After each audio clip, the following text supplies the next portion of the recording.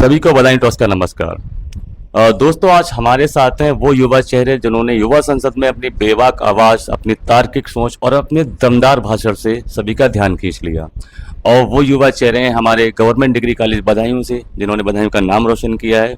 और एक छोटी सी भेंट हमारी टीम बदायूं टॉक सुनने करने पहुंची है और अभी हम आपको उन सबसे मिलवाते हैं और बात करते हैं कि किस तरह संसद में उन्होंने मिशन यूनियन 2026 उस पर अपनी बात रखी और संसद तक बधाइयों की आवाज को पहुंचाया है। हमारे लिए बहुत ही गौरव का विषय है, महाविद्यालय परिवार के लिए, छात्र छात्राओं के लिए और बदायूं की युवा पीढ़ी के लिए कि राजकीय महाविद्यालय आवास विकास बदायूं के 5 छात्र छात्राओं ने युवा सांसद 1 मई को विधानसभा में अपने विचार रखे, जिसका शीर्षक था 2026 यूनियन बजट। इस पर मैं इन सभी अपनी युवा पीढ़ी, हमारे महाविद्यालय की असेट, सभी को सच्चे मन से बधाई देना चाहता हूं।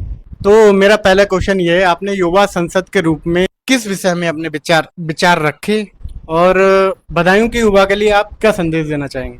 पत्रकार साहब, आपका बहुत बहुत धन्यवाद, आभार।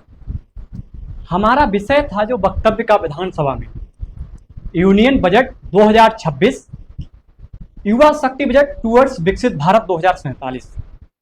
हमारे भारत को दुनिया 2047 में किस रूप में देखेगी, इसके लिए भारत सरकार ने जो 2026 का केंद्रीय बजट पास किया है, उसमें युवाओं के लिए बहुत अधिक मात्रा में, बहुत अधिक धन के रूप में बजट पेश किया है जो युवाओं से जुड़ा हुआ है। और क्यों इतना बजट पास किया गया, उसका मुख्य ध्येय ये है कि हमारा जो भारत विशालकाय 65% युवा आबादी वाला राष्ट्र है, 70 करोड़ आबादी लगभग युवाओं की इस देश की, 2047 में हम आजादी के 100 वर्ष पूर्ण कर रहे होंगे। दुनिया भारत को किस रूप में देखेगी और कैसे देखेगी, इसके लिए हमारी सरकार ने एक ऐतिहासिक कदम उठाया है, जो भारत के स्वर्णिम भविष्य का कदम है, जो गोल्डन फ्यूचर का कदम है। वो कदम है यूनियन बजट 2026, जिससे कि 65% युवा आबादी वाला ये राष्ट्र जो दुनिया को दिशा, दशा और नेतृत्व प्रतिनिधित्व प्रदान करेगा, इस ध्येय से कि भारत 2047 में दुनिया की महान शक्ति बने और हम विश्व में डंका बजाने का काम करें और हम विश्व गुरु बनने का काम करें। और इसी श्रृंखला में हमारे बीच हैं एक दूसरे विद्यार्थी और उनसे मैं सवाल करूंगा कि आज के युवाओं के लिए भारत 2047 का विजन आप कैसे देखते हैं? आप अगर एक शॉर्ट में एक संदेश देना चाहें बदायूं के लोगों को या और किसी स्टूडेंट्स को, तो आप क्या बोलना चाहेंगे इस बारे में? मेरा नाम संभव कुमार है और मैं गवर्नमेंट डिग्री कॉलेज का ही स्टूडेंट रहा हूँ। मैंने पोस्ट ग्रेजुएशन कंप्लीट करी है और मैंने सेकंड टाइम ये मेरा था जब मैंने बदायूं डिस्ट्रिक्ट को रिप्रेजेंट करा था विधानसभा में। और सर के क्वेश्चन का आंसर देते हुए मैं कहूँगा कि जो विकसित भारत 2047 का गोल चल रहा है, उसमें सबसे इम्पोर्टेंट चीज़ है युवा शक्ति, कि आज की जो यंग जनरेशन है वही एक मेन चेंज ला सकती है। जैसे कि हम जानते हैं कि एक एज के बाद कैरेक्टर के अंदर रिजिडिटी आने लगती है, लोग चेंज नहीं लाना चाहते हैं। और जैसे कि हम जानते भी हैं कई सारी परेशानी हमारे एडमिनिस्ट्रेशन में है, उसी चीज को सुधार करने के लिए जो शक्ति है आज हमारे अंदर, वो है युवाओं के अंदर। तो यही यंग जनरेशन को प्रमोट करने के लिए हमारी गवर्नमेंट ने इनिशिएटिव लाया है कि हमारे जो यंग जनरेशन की जो एनर्जी है वो सही डायरेक्शन में जाए, ना कि गलत डायरेक्शन में जाए, जिसकी वजह से हमें अपॉर्चुनिटीज मिली हैं। जैसे यूथ पार्लियामेंट जैसे इनिशिएटिव्स आए, हम विधानसभा जा रहे हैं, यूथ खुद को एम्पावर कर सके। और जैसे कि हमें टॉपिक दिया गया यूनियन बजट, तो यूनियन बजट के अंदर कई सारी हमें अपॉर्चुनिटीज मिली है, युवा शक्ति को एम्पावर करने के विजन्स बनाए गए हैं। अनएम्प्लॉयमेंट जैसी प्रॉब्लम्स आ रही हैं, स्टार्टअप, एंटरप्रेन्योरशिप, इन सारी चीज़ों की मदद से हम अपने विकसित भारत के जो गोल हैं उनकी ओर आगे बढ़ सकें। तो यही अपॉर्चुनिटी हम सबको मिली और I am thankful to my teachers जिन्होंने हमें अपॉर्चुनिटी दी।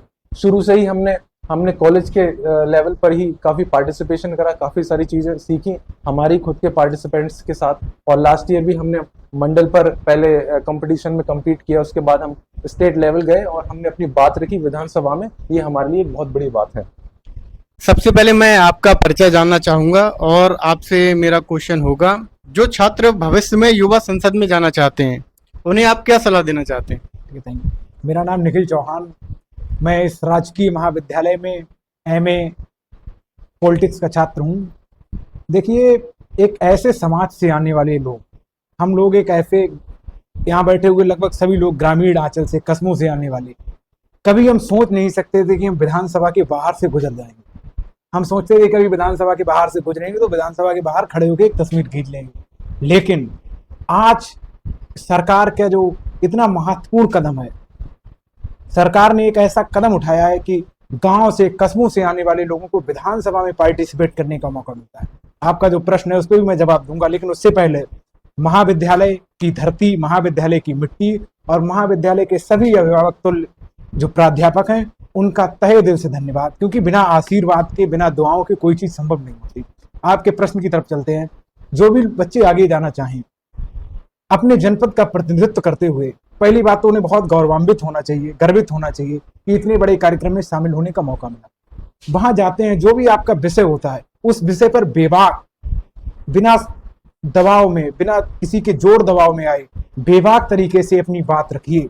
और सिर्फ बात मत रखिए, बल्कि बात ऐसी रखिए जो वहां तक पहुंचे जहां तक आप पहुंचाना चाहते हैं। अगर कोई समस्याएं हैं समाज में, किसी तरह का कोई अव्यवस्थाएं हैं, ऊंच नीच है, जातिगत भेदभाव है, हिंसा है, उत्पीड़न है, उसकी बात वहां बोलिए। और लोगों ने बोली। मुझे लगता है युवाओं के मुंह से निकली हुई बात बंदूक की नोक से निकली हुई जो गोली है उससे भी ज्यादा तेज होती है और वो चुभती भी है। बस इसी के साथ धन्यवाद। और इसी श्रृंखला में एक और छात्र हैं हमारे बीच राजकीय महाविद्यालय से।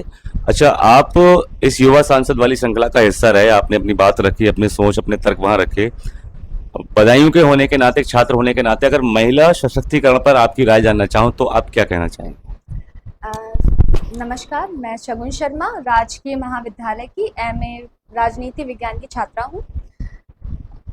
सबसे पहले तो मैं बताना चाहूँगी कि जो 2023 में महिला सशक्तिकरण बिल पास हुआ था, उसमें महिलाओं को आरक्षण की आवश्यकता नहीं है। महिलाएं खुद अपनी दम पे वो कर सकती हैं जो वो करना चाहती हैं। खेलो इंडिया मिशन में आप सभी को जानकारी होगी, खेलो इंडिया मिशन, उसमें महिलाएं केवल भाग नहीं ले रही हैं बल्कि जीत भी हासिल कर रही हैं। उदाहरण के लिए हमारी राष्ट्रपति द्रौपदी मुर्मू, इंदिरा गांधी, इन्होंने सर्वोच्च नेतृत्व किया है। यानी कि आज सभी गर्ल्स, महिलाएं, उनका मेरे लिए बस यही मैसेज है कि आप सब अपॉर्चुनिटी का वेट मत करिए, आप उसे खुद क्रिएट करिए। और इसी के साथ मैं धन्यवाद करना चाहूंगी हमारे सभी टीचर्स का, साथ ही अपने पेरेंट्स का, जिन्होंने मुझे इतना सपोर्ट किया, जिनके मार्गदर्शन से मैं यहाँ तक पहुंची हूँ। Thank you so much. और अंत में मैं इस इंटरव्यू में मेरे साथ एक और पार्टिसिपेंट हैं इस युवा सांसद वाली श्रृंखला के, और सवाल लगभग सारे कंप्लीट हो चुके हैं। मैं आपसे बधाई के तौर पर भी ये पूछना चाहता हूं कि इस पूरे कार्यक्रम में, पूरी तैयारी में, अगर आप विशेष धन्यवाद देना चाहें तो कैसे देना चाहेंगे?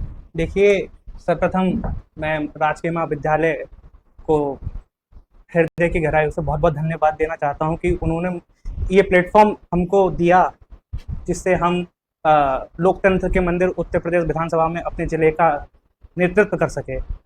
माई भारत और मिनिस्ट्री ऑफ यूथ अफेयर्स को भी मैं बहुत बहुत धन्यवाद देना चाहता हूं कि उन्होंने ऐसा प्लेटफॉर्म हमको बनाया है कि जिससे जो आज की अमृत पीढ़ी है अपने को लीडरशिप की क्वालिटी जनरेट कर सके। और माता पिता का, गुरुजनों का आशीर्वाद तो हमेशा साथ ही रहता है, लेकिन आज के युवाओं को देखते हुए और आज के कलयुग जो चल रहा है उसके हिसाब से अगर मैं कहना चाहूँ तो मेरा विधानसभा जाने का रास्ता असंभव था, जिसको संभव किया संभव कुमार ने, हमारे मार्गदर्शक। तो बस इन्हीं की देन है कि आज मैं विधानसभा के मंच पर जाकर अपने बदायूं का नेतृत्व, जनपद का नेतृत्व कर सका हूँ। और सब संभव भैया के ऊपर संभव हो चुका है, और राजकीय महाविद्यालय और अपने गुरुजनों का और माता पिता का आशीर्वाद तो सदा बना ही रहता है। मैं बदायूं के युवाओं को और खासकर युवा पीढ़ी को मैं यही संदेश देना चाहता हूँ कि आप कितने भी बड़े बन जाएं या किसी भी पद पर पहुंचें, लेकिन अपने नीचे और अपने साथियों को साथ लेके जरूर चलें। बस इतना ही कहना चाहता हूँ। बहुत